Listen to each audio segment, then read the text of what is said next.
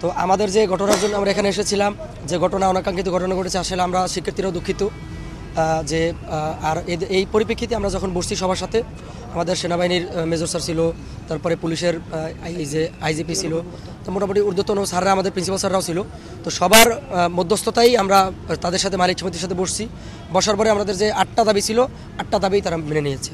যে 8টা দাবি আপনাদেরকে আমরা কপিগুলো দিয়ে দেবো, আপনারা অবশ্যই দেখে নেবেন।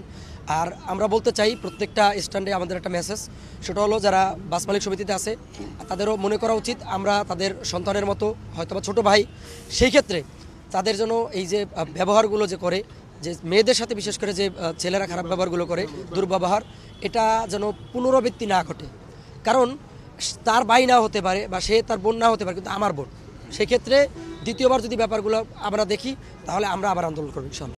ছাত্ররা ছিল, তারপর বাস মালিক সমিতি এবং শ্রমিক ইউনিয়নের নেতৃবৃন্দ ছিলেন, এরপরে আর্মি, পুলিশ, প্রশাসন ছিলেন।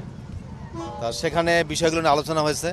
তো ছাত্রদের মূলত ক্ষোভ হচ্ছে, এটা দীর্ঘদিনের, যেটা আমরা আলোচনায় বুঝলাম, সেটা হলো ছাত্রদের সাথে আগের মালিক সমিতির আলোচনায় তাদের সিদ্ধান্ত ছিল যে ছাত্রদের কাছ থেকে ভাড়া অর্ধেক নেবে, এবং সেটা মালিক সমিতিও স্বীকার করেছে যে হ্যাঁ এরকম সিদ্ধান্ত আছে। কিন্তু সেইটার বাস্তবায়নের ক্ষেত্রে সমস্যা আছে। অর্থাৎ কথা থাকলেও অনেক বাস নেয়, আবার বহু বাসের হেল্পার কন্ট্রাক্টররা নেয় না, ছাত্রের সাথে দুর্ব্যবহার করে। এক ছাত্র অভিযোগ করে তাদের পথে নামায় দেয়, এরকম কিছু ঘটনা ঘটেছে। তা আজকের যে ঘটনাটা, সেই প্রেক্ষিতে আসলে ছাত্রদের দীর্ঘদিনের ক্ষোভের একটা বিস্ফোরণ ঘটেছে।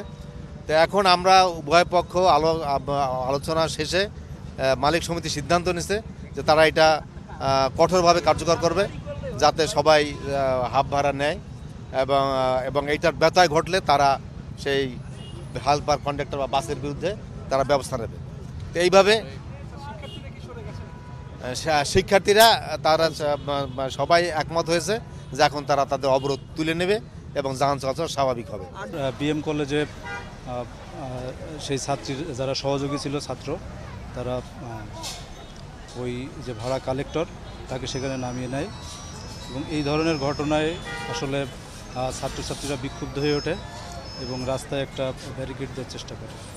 তো আমরা আসলে মালিক পক্ষ এবং ছাত্রদের সাথে নিয়ে আমরা বসেছি, এবং মোটামুটি একটা শান্তিপূর্ণ সমাধান আমরা পেয়েছি, যাতে করে মোটামুটি একটু মানুষের ভোগান্তি হয়েছে, তারপরে আমরা রাস্তাটা আবার সচল করতে সক্ষম হয়েছি।